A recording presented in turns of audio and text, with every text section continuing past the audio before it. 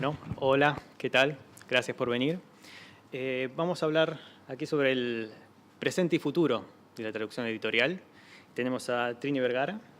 Trini Vergara es directora y cofundadora de BIR Editoras. Es una editorial creada en 1996 con sedes en Buenos Aires, México y San Pablo, que tiene llegada también a casi toda Latinoamérica básicamente. Que publica unos 300 libros al año. En los dos idiomas. En ambos idiomas, claro, en español y en portugués. Fue presidenta de la Cámara Argentina de Publicaciones. En 2017, el año pasado, editó el Libro Blanco de la Industria Editorial Argentina, el libro que recopila y recaba datos sobre el estado de panorama de la industria. Y es licenciada en Economía de la UCA y fue profesora en la carrera técnica de edición de la UBA. Y estamos también con Víctor Malumian. Víctor Malumian fundó junto a Hernán López Wine, los amigos le decimos Héctor, Hernán López Wine, Ediciones Godot en 2008, es una editorial independiente argentina. También en 2012 crearon la Feria de Editores, que año a año fue creciendo exponencialmente.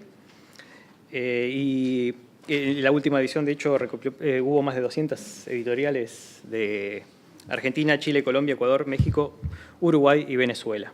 Y en el 2016 publicó el libro Independientes de qué, sobre las editoriales independientes y cómo llegar a ser una editorial independiente en Argentina.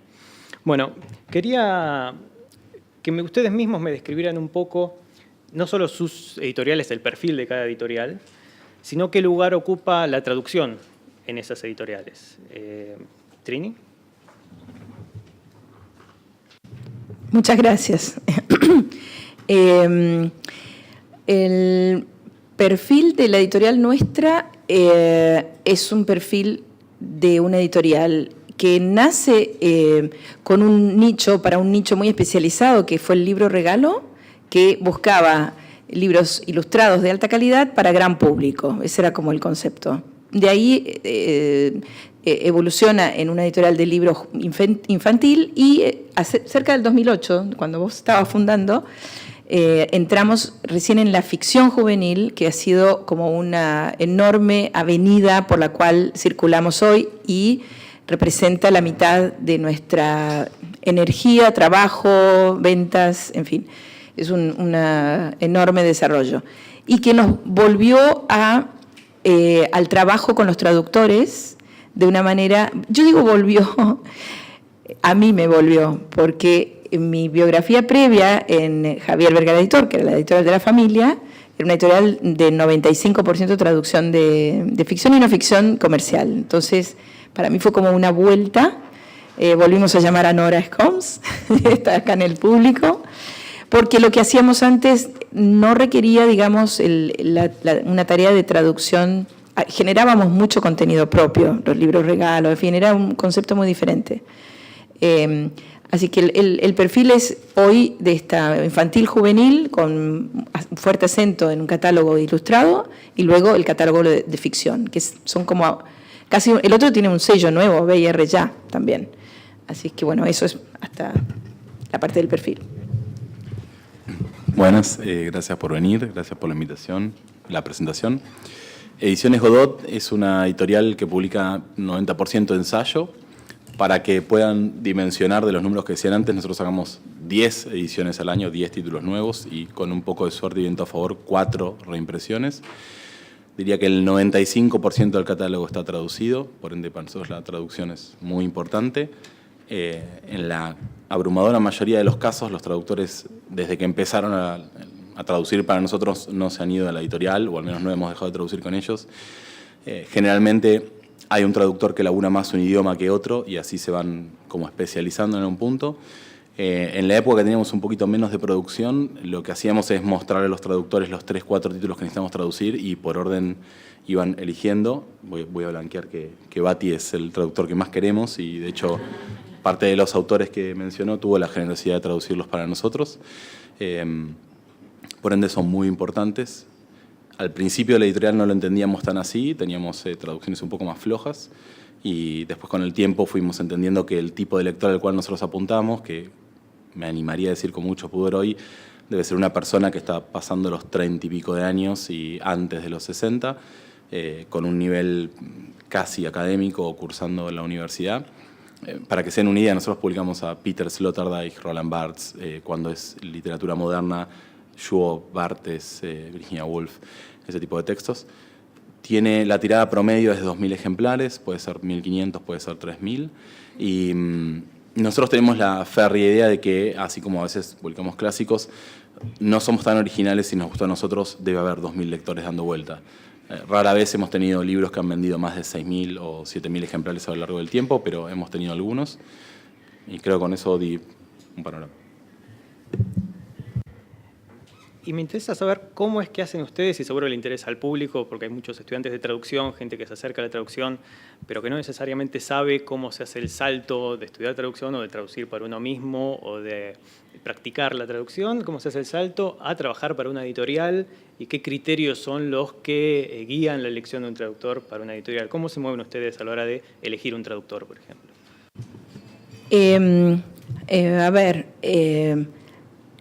No es fácil estar, digamos, buscando trabajo en una editorial, yo lo sé. Por ejemplo, en el caso nuestro, nosotros fuimos por redes de gente que conocíamos, buscando recomendados y haciendo pruebas, ¿no? A unos traductores, a otros. Fuimos armando un equipo, algunas personas con más trayectoria, con más años, como decías vos, Víctor, otras personas más jóvenes. Hay algo en la traducción que yo comparto con, seguramente todos ustedes deben pensar, que es una recreación de la obra original. Y en esa recreación se necesita una adecuación importante entre la tarea del traductor y el público al que va. Es muy distinto el trabajo, la exigencia, por ejemplo, académica o de cultura personal, ¿no es cierto?, de traducir un Roland Barthes, ¿no?, frente a James Dashner, que aunque es muy respetable, sobre todo por los lectores que forman esta generación joven, forma lectores, que eso es donde uno le cierra la misión mucho más, ¿no? Tiene un código muy diferente y uno tiene que estar empáticamente sabiendo cómo lo van a leer los de 14, 15, ¿no? Mientras más jóvenes, más exigentes son los lectores en la comprensión de un texto traducido. No tienen paciencia, eso es lo que yo decía hace un rato, no tienen la paciencia de un adulto. Mientras más adulto es el lector, más ha leído, más ha escuchado doblajes, tiene como, yo creo que el cerebro ya está más adaptado y se puede adaptar más a una palabra que no la termina de entender porque es un poco foránea o lo que fuera, ¿no? ¿Por qué digo esto? Porque es más tolerante, por supuesto, y esto de la palabra que no termina de entender me refiero a cuando el libro viaja fuera de la Argentina y llega a Venezuela o a México y se tradujo en la Argentina con una palabra que aquí sí se entiende muy bien y allá no tanto, ¿no? Entonces abre un tema enorme esto del famoso neutro, ¿no? Lo dejo ahí. Me parece muy interesante, nosotros no hacemos libros infantiles, nunca me había frenado a pensar que es cierto, el adulto es mucho más tolerante y puede en el afán de estar leyendo dejar pasar una palabra que quizás no le cerró. De hecho, hay un librito que se llama Bogotá 39 que editó Sigilo, que son 39 escritores de toda Latinoamérica, de menos de 39 años, y lo más rico del libro es ver cómo, no sé, el chileno dice huevón, nosotros decimos boludo, y todo ese tipo de palabras que hacen al argot o a la textura del... Volviendo a lo que sí preguntaste, esto no me lo preguntaste. Volviendo a lo que sí preguntaste, nosotros quizás no es la forma más bonita ni políticamente correcta de elegir a los traductores, pero nos basamos mucho o por lecturas nuestras o por referencias. Entonces, no sé, hace poco leí una traducción de Ariel Dillon y me pareció estupenda y ahora tengo ganas de, por ejemplo, en un momento contactarlo para ver si tiene interés de hacer alguna traducción para nosotros. Otra posibilidad es cuando llega una referencia, hablas con otro editor que está editando cosas parecidas y mismo o te escribió el traductor y te dice, che, me encantaría prestar servicios, lo primero que preguntás es para quién laburaste y pedís referencias. A nosotros nos pasa que, no sé, que por supuesto los niveles de la traducción son importantísimos y esto ya es una mirada recontra personal sin ningún fundamento de nada. Nos pasa que puede haber muchas personas que traduzcan a nivel 8 o 7 puntos, me interesa laburar con un ser humano que sea 9 puntos. Dentro de esa gama, digo, ¿no? Obviamente si alguien traduce muy mal, por más buena persona que sea, no te sirve. Después, uniendo con una pregunta anterior, de hecho es muy usual, y creo que es la gran diferencia con los grandes traductores o las personas que se van a convertir en grandes traductores, que traen propuestas a editorial y las propuestas son recontra pertinentes. Es casi como cuando, no sé, Godot, que les decía, publicaba ensayos, alguien me escribe diciendo, quiero que leas mi poemario. Bueno, no te tomaste 5 minutos en entender lo que hago. Los traductores, cuando te traen libros que van para la editorial, te das cuenta enseguida. A veces puede pasar, de hecho tenemos uno de Batty, el de Chesterton, que por temas económicos se va retrasando y en el momento decís, ¿cómo no sacamos esto? Y ahora lo pusimos de nuevo en cronograma de publicación. Lo que a mí, por mí no puedo generalizarlo, lo que me pasa a mí por dentro cuando yo leo una propuesta de un traductor que va perfectamente con mi catálogo, decís, primero es una alegría, pues evidentemente hay alguna coherencia en mi catálogo, y la segunda es, este tipo entendió todo, o esta mujer entendió todo. Y hay un plus ahí que te inclina a trabajar con esa persona. No, yo quería agregar así, como pensando, poniéndome en el lado de ustedes, ¿no?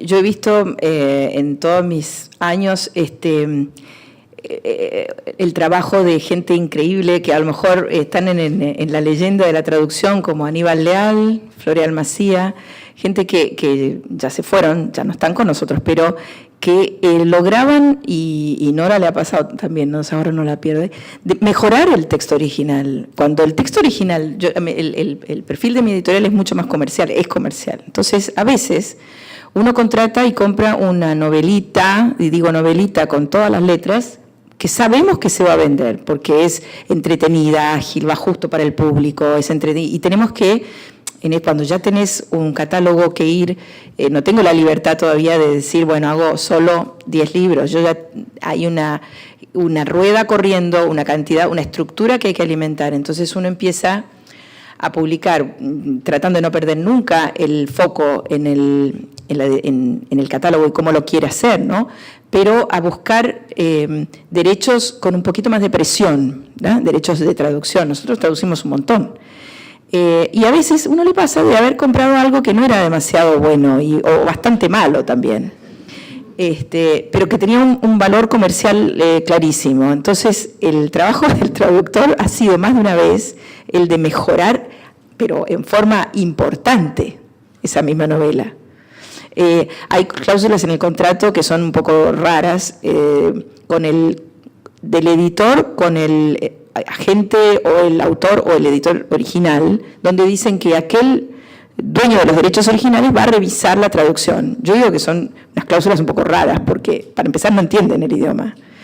Yo me acuerdo casos de Oriana Fallaci, ¿se acuerdan? Oriana Fallaci, la periodista italiana, que hizo uso de esa cláusula y bochó una traducción de un libro de casi 1000 páginas después de estar terminado, porque lo hizo leer por un amigo que, por supuesto, del lado del editor estoy, ojo, clarísimo, del lado del editor. Ella era una persona bastante especial, conflictiva y tal, que le dijo que estaba pésimo la traducción. Y el editor tuvo que volver a pagar, no éramos nosotros, era MC, porque nosotros publicamos algunos de ella, y nosotros yo me refiero a mi otra biografía. Así que en este mundo la traducción es infinito, yo no me quiero explayar, pero hay mucho para comentarles. Yo sobre todo creo que esto del trabajo conjunto con el editor, ¿no? Y un poco desprejuiciado hoy, debería ser. A mí me interesaba cuando dijiste que se fue formando un equipo de traducción, y que imagino que se volvió el equipo confiable, estable, con el que suelen traducir, pero ¿cómo se fue, cómo llegaron los traductores a la editorial y ahora cuando falta un traductor o por algún... En realidad es como lo describe Víctor, de la misma manera, son redes de contactos, de referencias, no tenemos una bolsa de traductores disponible, no sé, un trabajo llama a otro y cuando no hay tiempo para 2 trabajos al mismo tiempo, conoces a alguien, al mismo traductor, generalmente al mismo traductor, uno le pregunta o traductora, ¿no? Y a los editores colegas, sin duda. No es una bolsa de trabajo, pero hay una especie de cofradía donde se comparten las informaciones, porque no hay exclusividad total de los traductores con los editores, es lógico, no debe haber. Entonces, también una fuente para nosotros de saber dónde encontrar un buen traductor es llamar a un colega, aunque sea un competidor o alguien que haga algo parecido, incluso así. Y sus dos editoriales circulan en varios países. En el caso de BIR incluso tiene sede en otros países. En el caso de México, en otro país hispanohablante. ¿Ustedes trabajan con traductores que no son de Argentina, por ejemplo? ¿Y cómo hacen para decidir hasta qué punto, justo hablamos del tema de español neutro, hasta qué punto sí, hasta qué punto no? ¿Hasta dónde se negocia ese tipo de cuestiones? A mí me da un poco de pánico contar las cosas que hacemos porque quizás ahí descubrís que las haces mal, alguien que te mira y te dice, no puedo creer que estos pibes laburen así.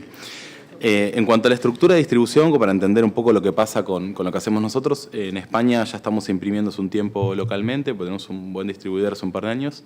En México imprimimos localmente, no hay gente, o sea, Godot son 2 personas, y ya.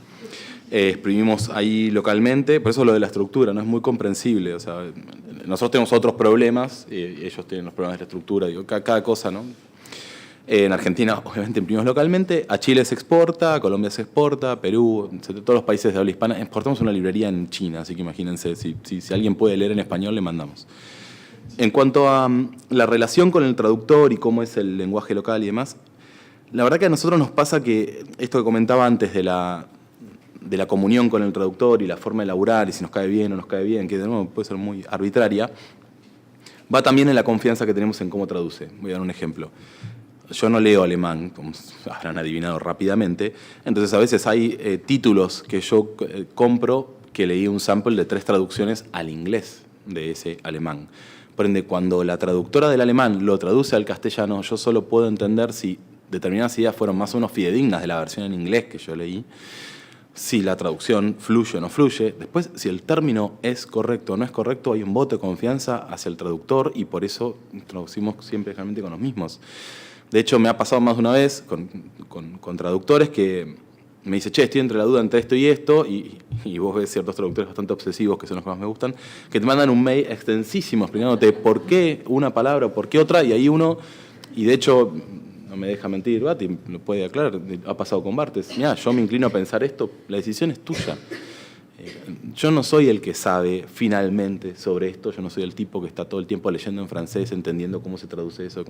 Yo sí creo que tengo algún nivel de entendimiento de qué quiso decir Barthes. En esa traducción ya nosotros, la verdad, quizás por inoperancia, por ignorantes, por falta de pericia, por la razón que sea, interesamos muy poco. Del lado del ensayo esto, ¿no? Donde lo que a mí más preocupa es la claridad de la idea y que se llegue a entender y que se pueda transmitir fidedignamente. Del lado de lo literal, la bajada general, y de nuevo la palabra última tiene el traductor, creo que más por falta de pericia nuestra que porque seamos muy copados, es que en general tendamos hacia un idioma que puedan entender todos. Cuando ya no queda maleta o valija, bueno, va a ser valija. Lo lamento en el alma para España, México y Colombia. Nosotros ahí, y está muy bien, ¿eh? Nosotros ahí dejamos valija. Hay palabras porque a veces ¿Chamarra o chaqueta? Ninguna de las dos me gusta, ¿no? ¿Saco, chamarra, chaqueta? ¿Campera? ¿Campera? Ni hablar, forget. Campera no la entiende nadie. No entiende nadie. Ahí estamos de acuerdo. Igual le pondría campera. Pero chaqueta. Chaqueta es lo que funciona. Chaqueta. Equivale a saco, a campera, a chamarra. Chaqueta es la universal. Un minuto al neutro. El neutro no existe, obviamente. No existe. Es una quimera, es una entelequia. Pero es una manera de trabajar de una manera o de otra. Y esto, en el caso nuestro, es directamente relacionado a la tirada y al público. Son 2 ejes, la tirada y el público. Si el público es un público como esto que nos toca a nosotros, de juvenil, que son bastante impacientes, y estamos hablando de una tirada importante, o sea, arriba de, 7.000 en México, 7.000 en Argentina, para Argentina y otros países, o sea, en total, entre 12 y 14.000 para todo el continente, da para 2 traducciones, o da para algo intermedio que hacemos, que es uno de los 2 países traduce y el otro adapta. Esto lo hacemos muchísimo y es un costo intermedio, ¿no?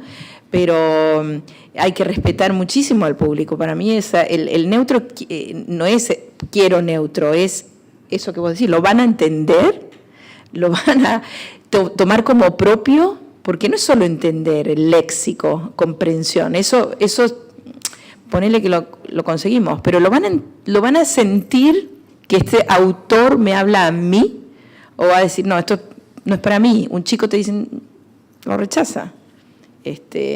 ¿No? Entonces ahí empieza todo el problema del neutro. Existe el neutro, o sea, no existe, pero existen glosarios, existen manuales de estilo de las editoriales. Tenemos, nosotros hablamos con los traductores y mira, acá está nuestra versión de todas estas palabras que... Y hay un punto muy interesante intermedio, porque a veces, claro, si es una tirada de 7.000 claramente da. Hay muchas veces que se hacen coediciones en el sentido de que un editor argentino se pone en contacto con un chileno, con un peruano, pujan por un libro, por los derechos, se contrata a un traductor que hace una traducción base, remarcando las palabras que van a cambiar. De hecho, muchas veces son los traductores que conocen editores en los países que agarran y dicen, ¿no conoces a fulano de tal? No, la verdad que nunca.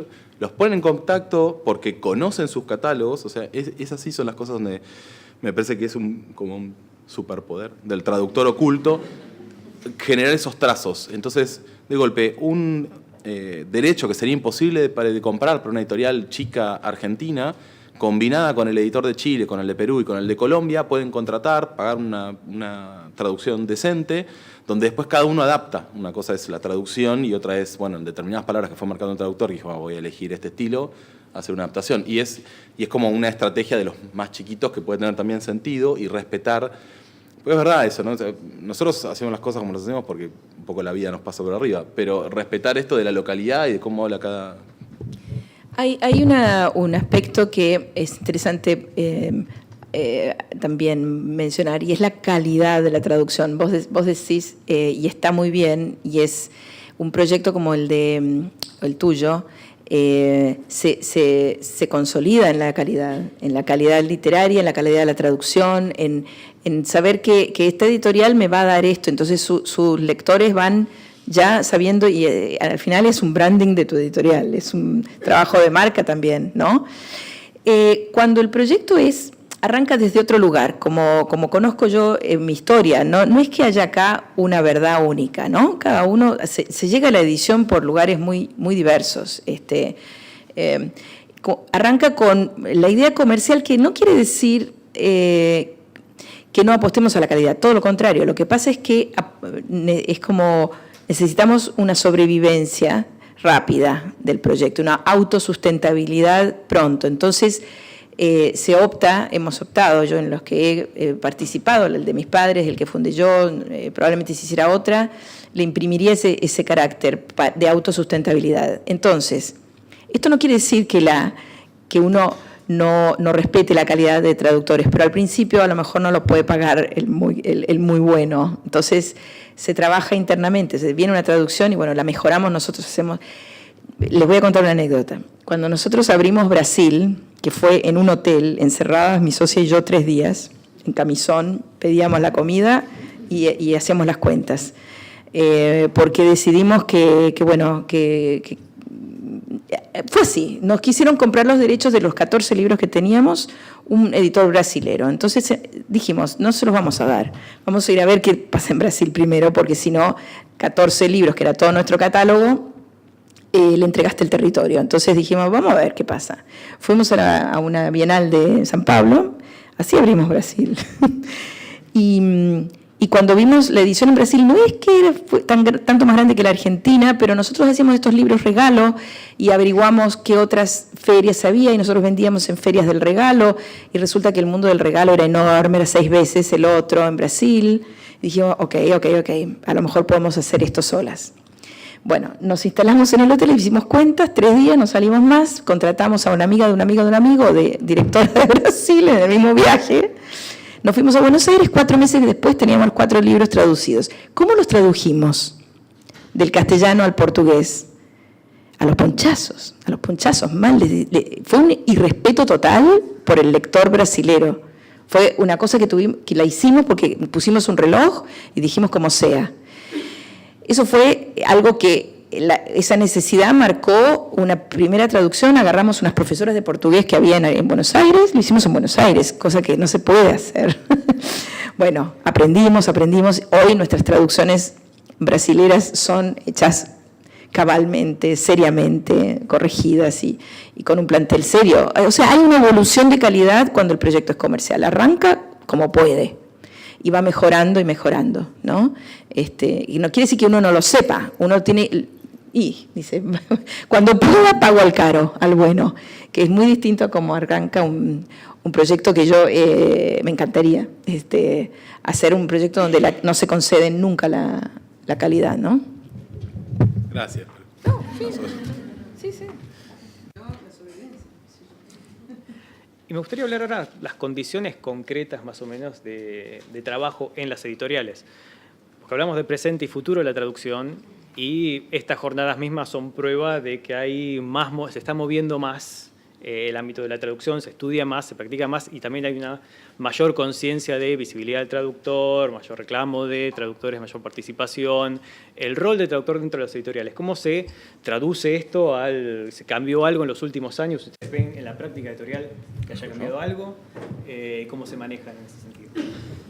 A ver, yo del futuro no tengo ni idea. No es tipo un latiguillo. Buenísimo, se rieron, pero realmente no tengo ni idea. Tampoco sé mucho cómo se movía antes. Algo que le pasa a la editorial de nuestro tamaño es que de afuera se consigue mucho más grande de lo que realmente es. Entonces muchas veces ahí opinamos sobre cómo está el mercado, opinamos cómo, y nuestra incidencia real en el mercado es mínima.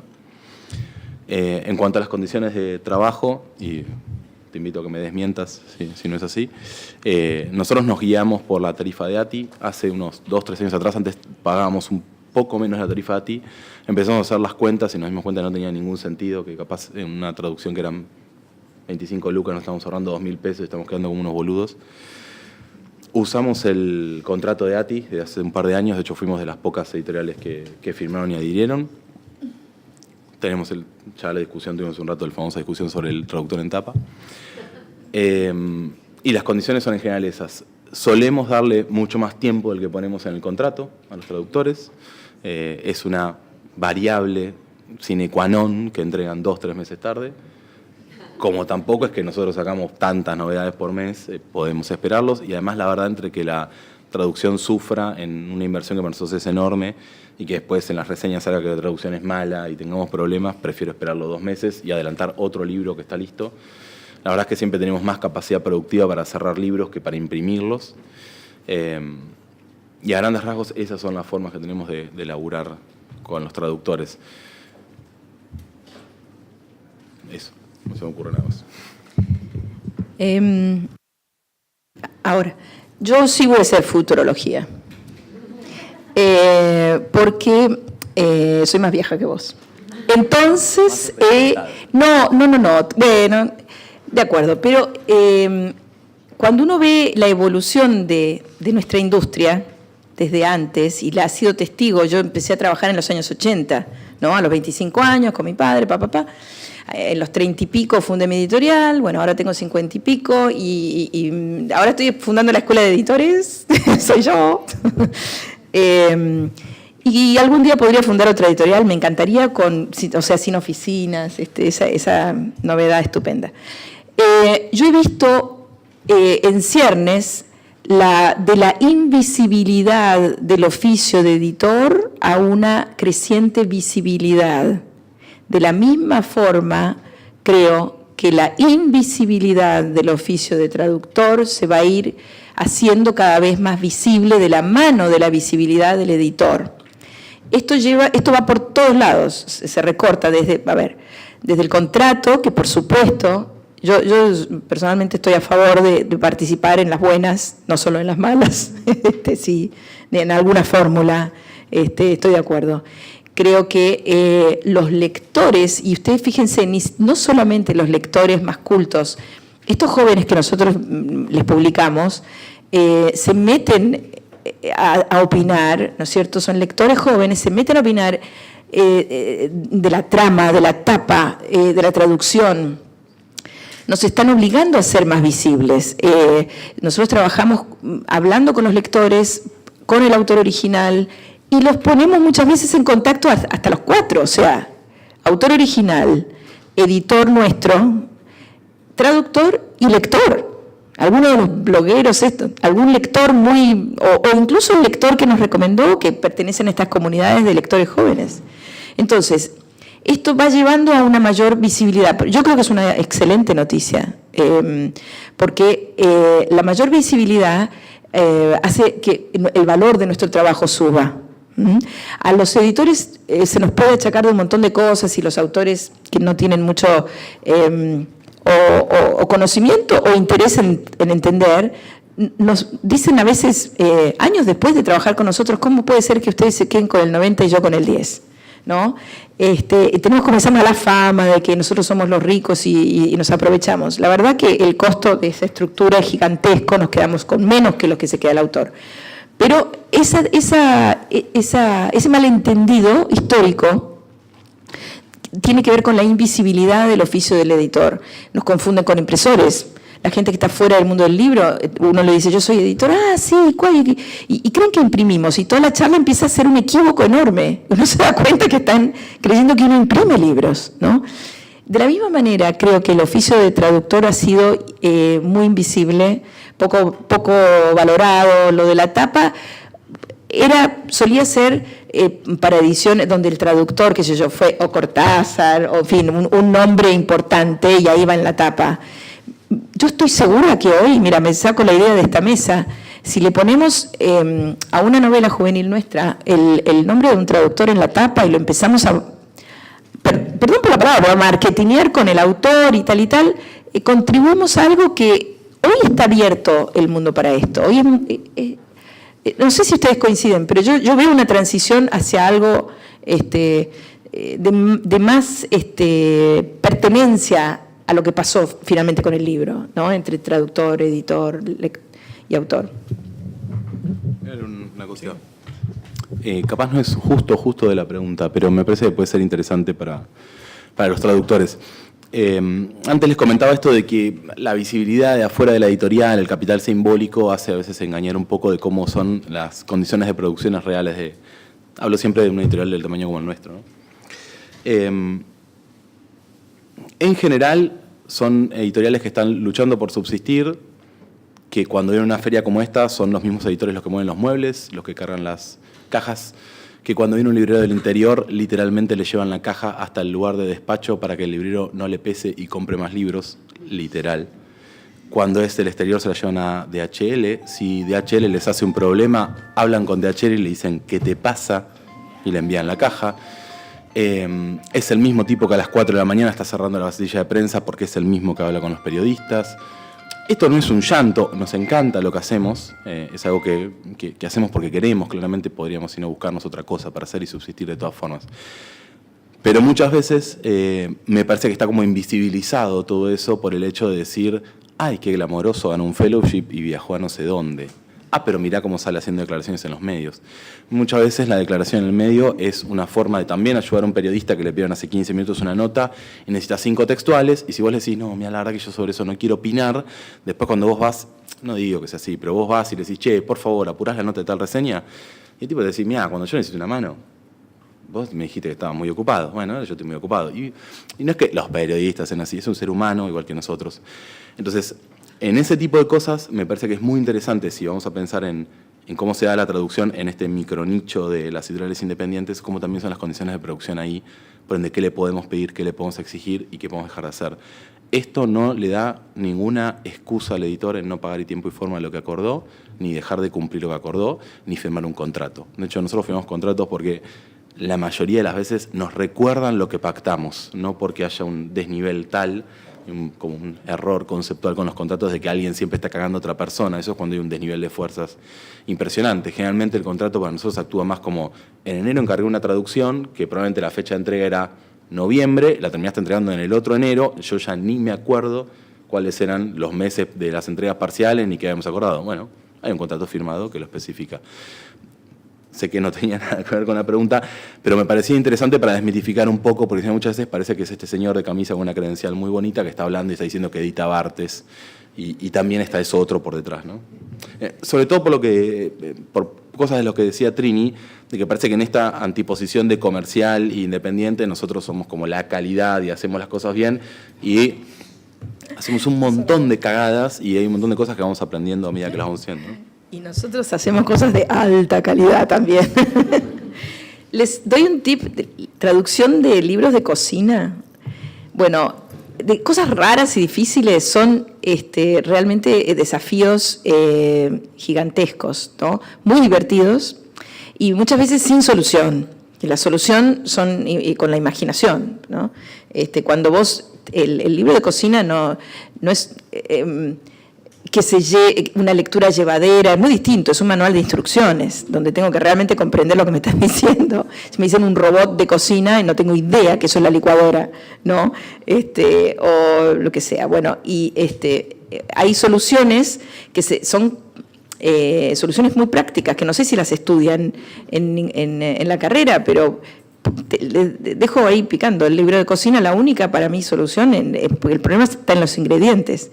Hay cosas que comemos, que son las mismas en toda Latinoamérica y que se dicen de maneras completamente distintas. Guisante, chícharo, arveja, todo lo mismo. Hay unas que son 4 o 5 distintas. Bueno, ahí la opción, que es una decisión editorial, por eso nosotros hablamos mucho de trabajar con el traductor. Cuando hay una dificultad, veamos para qué público es, a ver, ¿cuál es la solución? ¿No? Y ahí le ponemos una barra espaciada, o sea, dash, ¿cómo se dice? Guión inclinado, ¿no? Sí.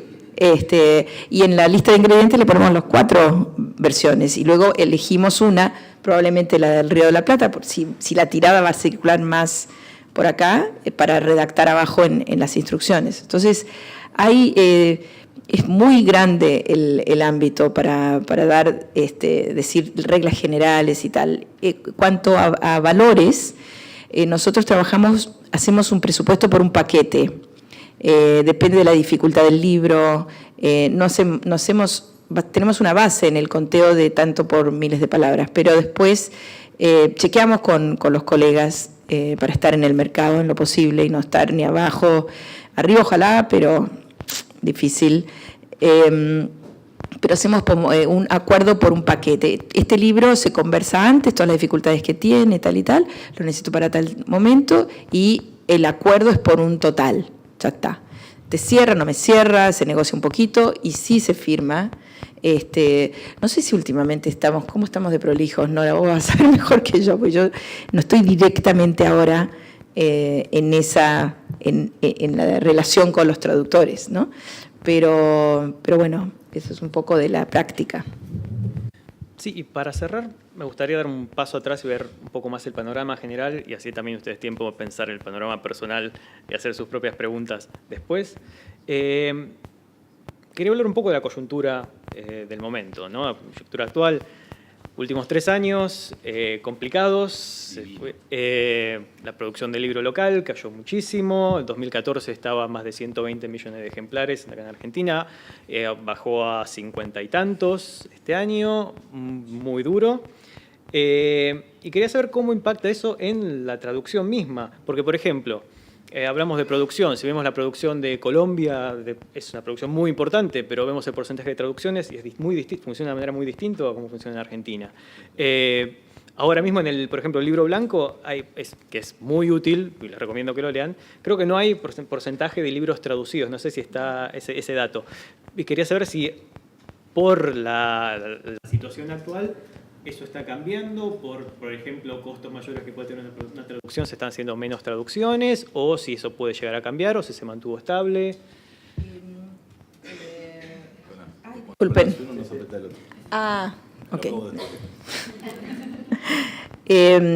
A ver, la coyuntura no hace falta que repita lo que todos debemos estar conversando, escuchando y compartiendo en estos días. Sí que ha sido muy difícil, el año 16 fue muy malo, el 17 más o menos. Sin entrar en política, lo que uno sabe es que no está funcionando lo que uno quisiera que funcione, ¿no? Es para todos. Entonces, los libros son algo que la gente compra después de haber pagado una cantidad de cuentas. Por lo tanto, sufrimos más que en otros productos, ¿no? Esto en economía se llama que tenemos demanda-ingreso muy elástica, que al bajar, baja muy rápido, al subir, sube muy rápido también. O sea, cuando las cosas mejoran, la gente vuelve rápido a los... Eso también es esa parte, cuando suceda, bien. Entonces, esa para mí, la coyuntura, no tengo mucho que agregar. Yo más bien soy una persona de pensar positivamente. Quisiera hacer una división entre lo local y lo de la industria. No podemos confundir tampoco eso, porque hay una transformación de nuestra industria más allá de nuestra coyuntura local. Y es una transformación difícil porque nos corre la tecnología, nos corre... la baja de tirada por título, en cualquier, esto lo sé, me encantaría tener el número concreto, lo puedo buscar, pero en conversaciones, en lecturas de lo que pasa en otros países hoy, hay una general baja de tirada acompañada de una mayor oferta de títulos. O sea, sube la oferta de títulos, baja la tirada. Esto transforma muchísimo la ecuación de los editores. Los editores podían salvarse un año con un muy buen libro, 1 o 2. No existe más eso. Lo que antes era un bestseller se llamaba un bestseller en Argentina, 50.000 ejemplares. Hoy 10.000 ejemplares es un bestseller en Argentina. Y esto le pasa a cualquier editor, grande, mediano, chico, la baja de tiradas. Y esto no es producto de una crisis económica, sino de una transformación de la industria enorme, donde editar es fácil, donde están los autopublicados que aumentan la oferta y los lectores no dan abasto, no se multiplican los lectores. Entonces, esta curva creciente de oferta de nuevos libros en un mundo donde no hay una tasa de natalidad de lectores que la acompañe igual, hay que pensarla, ¿no? Los editores y por ende todos los que nos acompañan, los traductores son nuestros acompañantes número 1 para una editorial cuyo catálogo se basa en traducciones literarias, no tan literarias, comerciales, pero bueno, son nuestros, parte del equipo. Si no está dentro, está casi adentro. O sea, y esto es una transformación. Yo no creo que hay que encontrarle la vuelta nomás, porque tiene que ser posible que todo siga y siga mejor, aún así. Porque la primera noticia es muy mala. Que vos decís, bueno, imprimo, ya no puedo hacer 3.000, tengo que hacer 1.500 ¿no? O ya no puedo hacer 5.000, tengo que hacer 3.000. Bueno, la primera noticia es pésima porque la industria gráfica tiene una barrera importante, una restricción que es en el offset, ¿no? Pero también la industria gráfica está cambiando con la impresión digital. Todo este contexto, sin entrar en detalle, yo creo que no se puede dejar de lado cuando uno habla de coyuntura. Es más complejo que Macri no Macri, ¿viste? Las tarifas, es más complejo que eso. Si lo queremos mirar a más largo plazo, si no estamos mirando a las PASO de agosto del año que viene a ver qué pasa. Y tampoco podemos vivir mirando, es una ansiedad, ¿viste? Píldora para dormir, sino, ¿no? No me acuerdo bien la pregunta, estoy viniendo grande. No, sobre todo porque escuché muy atentamente lo que decía Trini, muy interesante. Yo soy todo lo contrario, ¿no? Yo soy muy pesimista, entonces cuando dicen que bajó... Buen contrapunto. Sí, yo me escuchan a mí y después se quieren matar. Yo cuando escucho que bajó, me recuerdo el mercado español y ese tercio que nunca recuperaron y digo, si pasará lo mismo. Ojalá que no. Me encantaría estar equivocado en estas cosas. Cuando veo la industria digital de impresión, veo las máquinas que llegan acá y las limitantes que tienen, lo caro que están todavía, etc. En cuanto a Godot particularmente, nosotros lo que hicimos fue reducir algunas novedades, pero no el ratio traducción-no traducción. Y la verdad que mirándolo, lo que es el costo de entrada en imprenta de no sé, los 2.000 ejemplares, 3.000 en el caso, 1.500, versus el costo de traducción, que muchas veces además hay ayudas externas, no es lo que más me asusta. Me asustan mucho más los vaivenes del papel, que esté basado en 3 productores de papel en todo el país que hacen lobby para que sigan subiendo los impuestos del papel arancelado que viene de afuera, o para ponerte a vos tasas que no tienen ningún sentido, la problemática del IVA sobre el papel, cuando la producción de papel para el sector editorial es mínima versus la producción general. Igual me parece que las editoriales como Godot no cambian, o sea, quizás cambian a 1, 2, 3 traductores en esa particularidad, pero que a nivel mercado no hacen ningún tipo de influencia como para que puedan establecer algún tipo de contrapeso en algo. Yo quería aportar 2 datos para mi optimismo. El mercado hispano de Estados Unidos está despertando de una manera increíble a través de lo digital, del libro digital, del audiolibro, de los formatos digitales. ¿Por qué está despertando? Porque no es que no existía, es que era imposible que se encontraran los libros en castellano con los lectores en castellano en el territorio de Estados Unidos. ¿Por qué? Porque toda la cadena de comercialización en Estados Unidos no entiende J de castellano. Entonces, cuando la cadena hablo desde el representante, el vendedor, hasta el señor que acomoda los libros en la librería. Ninguno entendía castellano, aunque estuvieran en Florida o en Texas o en Nueva York. Muy pocos. Bueno, ahora un poco más, pero entonces fue un maltrato histórico de 30, 40 años de los libros en castellano de Estados Unidos. Se termina cuando no hay intermediario. Perdonen los libreros, pero no perdonen, creo que también tienen formas de adaptarse. Pero cuando se termina el intermediario y va directo el contenido a sus posibles lectores, la crisis española la están solucionando México, que es un gran país, digamos, una economía más fuerte que la nuestra quizá, y los lectores hispanos de Estados Unidos. Ese es un dato, el mercado hispano de Estados Unidos. Ofrezcan sus servicios de traductores a autopublicados americanos hispanos. O sea, hay algo ahí. Lo digo muy en serio, tengo datos concretos. Segundo dato muy importante, para mirar así fuera del contexto nuestro, la China. Segundo idioma que se estudia en China, castellano. ¿Sabían eso? ¿Qué va a pasar con eso? Sí. Bueno, se estudia primero inglés, segundo castellano. ¿Qué van a necesitar los editores chinos, los que quieran publicar? Traductores. Al chino, de acuerdo, pero vamos y volvemos. Está bien, el traductor es al chino.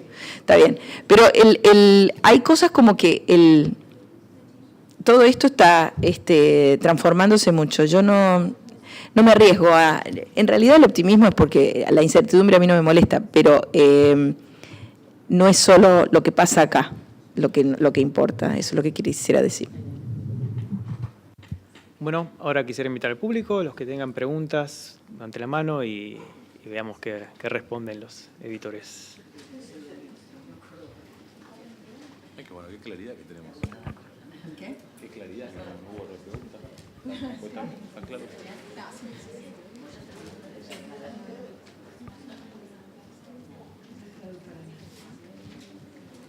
Gracias. Yo quería comentar algo con respecto a lo que decías, Trini, antes sobre el público juvenil y la visibilización del papel del traductor, en mi caso, ¿no? Es algo que me pasó el año pasado, que fue muy lindo. Me contactaron unos chicos de la Universidad de Palermo, de otra carrera, nada que ver con traducción, que tenían que hacer un trabajo en equipo, un trabajo práctico, y les daban una palabra clave. Ellos tenían que decidir qué hacían con eso, ¿no?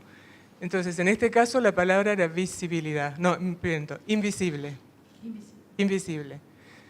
Entonces, estaban debatiendo qué podían hacer, ¿no? Y resulta que uno de los chicos del grupo era fanático de la saga Partials, que es una saga juvenil que yo traduje. Entonces, él dijo, los traductores. Entonces me buscaron, no sé cómo me encontraron, me contactaron y me hicieron una entrevista. Entonces, sí, es muy cierto que los chicos se fijan mucho en estas cosas. Sí, interesante. El botón. No sé si es algo exclusivo de ese público juvenil. Yo diría que también está en evolución, porque nosotros empezamos a publicar libros juveniles en 2008. Los que tenían 14 en 2008 hoy tienen 24, 23, 24. Y siguen perteneciendo a esas comunidades de lectores que comparten, que siguen, que les importa la tapa, que les importa el traductor, que quieren hablar con el autor, que se te meten adentro de la editorial. Hoy tienen 24. Y hay otros que ahora tienen 14.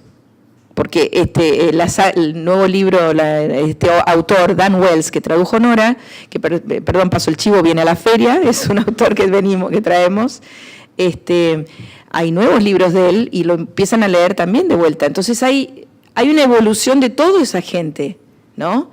Dentro de un tiempo van a tener 30 y pico, ya van a leer a Barthes, cualquier momento. Pero vienen con esta nueva costumbre, ¿me entendés? Es interesante. Bueno, sí.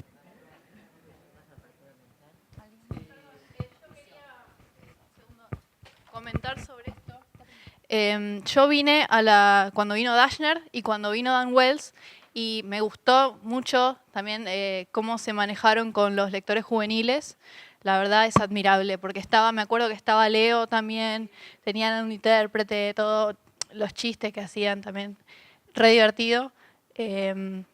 La firma de libros de Dashner que se quedó como hasta las 12 de la noche, hasta la 1 de la mañana. Fue increíble, salimos del Borges y los que estábamos adentro del Borges llegamos últimos a la fila de firma, entonces nos quedamos también hasta las 12 de la noche. Increíble. Dashner con una cara destruido y todos así apoyándolo de parte de No la se editorial. levantó. No, fue increíble, la 10 verdad. horas.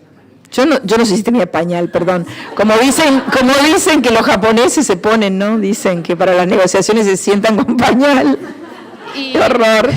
Fue increíble. No me consta nada, el señor Caballero no se notó nada, pero yo pensaba, ¿no quería para ir al baño? No, estaba ahí. No, sí, la verdad, un Increíble. ejemplo. Y me acuerdo que cuando estaban hablando en el Borges, Dashner respondía preguntas y todo, y muchas cosas que preguntaban los lectores tenían que ver con esto de el proceso de escritura, e incluso antes cosas que le preguntaban a Leo, Sí. tenían que ver con la tapa, también se interesaban mucho por eso. También había muchos booktubers que Sí. como que desarman el libro. Ahí hay un caso, tal cual, hay un caso concreto de otra anécdota de traducción, que Dashner había inventado una jerga completa.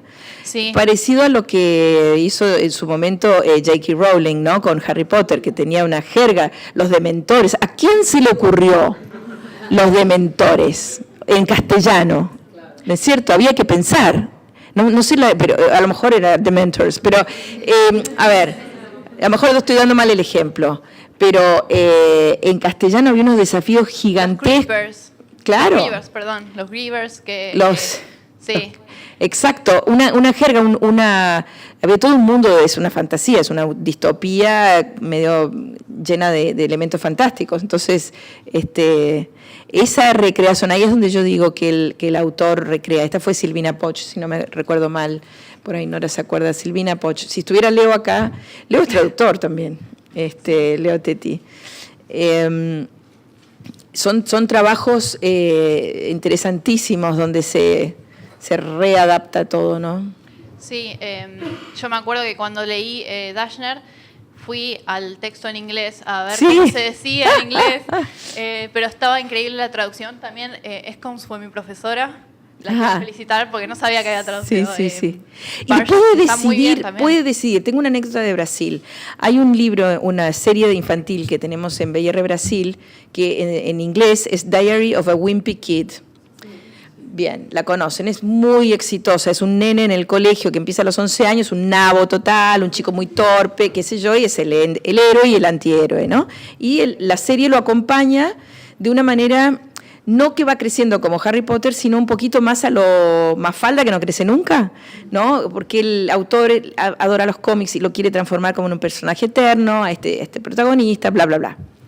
Cuando compramos el primer libro, ahora vamos por el número 13 de la serie, en Brasil, Fabrício Valerio, que es un genio, es un brasilero, no sé, wimpy quiere decir torpe, tonto, pero no es tonto, es muy sutil el término wimpy. Y él dijo, diario de un banana. Banana en Brasil es eso, no es lo que nosotros creemos que es banana, pero funcionó. Bueno, Diario de un Banana tiene tal sonoridad, tal fácil, atractivo, que transformó ese libro en una réplica del éxito que fue en inglés. En castellano no fuimos nosotros los editores, fue un español. Bueno, me van a enojar, que me encanta que se enojen los de la banda patria alguna vez. RBA de España, que es fundada por un argentino, dicho sea de paso, pero el equipo editorial entero es español, lo largó la primera vez como diario de Greg, no supo encontrar, Greg es el protagonista, no supo encontrar la palabra en castellano, subtítulo, un pringao total, para circular en Latinoamérica. ¿Alguien sabe lo que es un pringao? Yo tampoco, no me acuerdo. Está si lo ven en las series españolas, de repente lo sacan por deducción. Pero yo hoy no sé todavía lo que era pringao, con A-O, un pringao total. Después se dieron cuenta que no funcionaba acá, ¿no es cierto? Entonces, como el libro, si nosotros estábamos diciendo, denos a nosotros el libro, que vamos a encontrar la manera, estos gallegos no entienden nada. Entonces, no entienden nada del respeto por el lector de acá, a eso me refiero. Mandan lo que fuera, tengo otras, el Tom Wolfe, le hicieron un desastre y perdieron a un autor en anagrama, Jordi Herralde, no le importaba nada a Latinoamérica y perdió Tom Wolfe en Latinoamérica por una traducción que no le importó nada, que fuera macarra de las calles de Madrid y no con un poco más de cuidado por la jerga callejera neoyorquina, ¿no es cierto?, para todos nosotros. Bueno, volviendo a Greg, segunda corrección de los editores, lo vimos todo, porque nosotros mientras estábamos con el Banana vendiendo, le ponen Diario de Greg, siguen con Diario de Greg, un renacuajo. Nadie quiere ser un renacuajo. Es el antitítulo, vos no podés poner un título negativo. Tiene que ser simpático. A ver, si es medio boludón, es como, ¿cómo se diría? No sé, nosotros ni siquiera lo llegamos a discutir en castellano, pero es el medio del nabo, pero no es nabo, porque es mejor que nabo. Torpe. Por último, o buscaste una imaginación para encontrarle la vuelta. Un salame, ahí va. Pero no me funcionaría en México. Ahora, si yo tuviera ese libro, si volviéramos 10 años atrás, al primero 12 años atrás, yo haría México una y castellano otra, seguro. Porque los mexicanos a ese tienen tan llenos de palabras divertidísimas. Capaz que tienen una justo, como banana en Brasil, ¿no? Pero, bueno, por supuesto, el destino de ventas del caso de Greg, del diario de Wimpy Kid, no tuvo nada que ver en castellano con lo que ha sido en Brasil, pero nada que ver. En España lo lograron levantar un poco, pero por errores de traducción. Bueno, una última pregunta. Con respecto a esto del español neutro, seguramente es un argumento que les ha llegado, pero yo quisiera saber su postura al respecto, con respecto al voceo. O sea, es algo que se entiende, digamos, si yo pienso que Cortázar fue leído en todo el ámbito hispanoamericano y lo entendieron, por ejemplo, hay direcciones varias en ese sentido, digamos, autores de otros países de México que entendemos acá con su forma de escribir.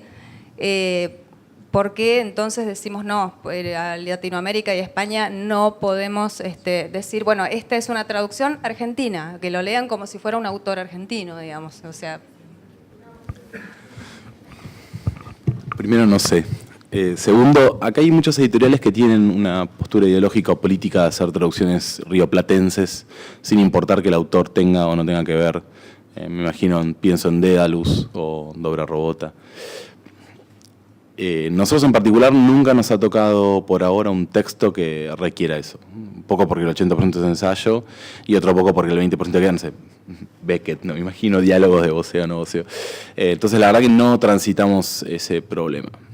Lo más cercano que estuvimos a eso es publicar autores latinoamericanos para acá, mexicanos con sus tonas, y la verdad que lo más rico era la textura, así que dejamos tal cual como estaba. Hasta palabras que no sabías bien si le iban a sacar por contexto, googleala. Era parte de la riqueza de estar leyendo un mexicano, ¿no? Así que... Yo creo que pasa por claramente por si el autor es original. Si es original se acepta, no se toca, obviamente. Me nombraste justo Cortázar o un mexicano, bueno, de acuerdo, nadie lo tocaría y todos vamos a enriquecernos con ese lenguaje que aprendemos de cómo hablan, ¿no?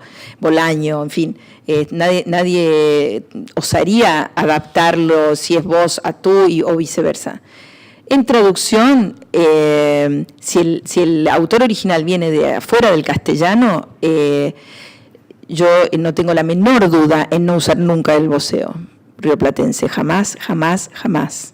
Por dos motivos. Primero, porque no salgo del Río de la Plata con eso, es muy extraño para afuera, hay una costumbre enorme de que lo que viene de afuera es el tú, y que tantos años de hacerlo así, y incluso sucede en el mundo del doblaje lo mismo, hay una concesión histórica, hay un código, ya sabemos que es traducido si habla de tú. Ya sabemos. Y acá hay algo muy importante, que es que sea una buena traducción.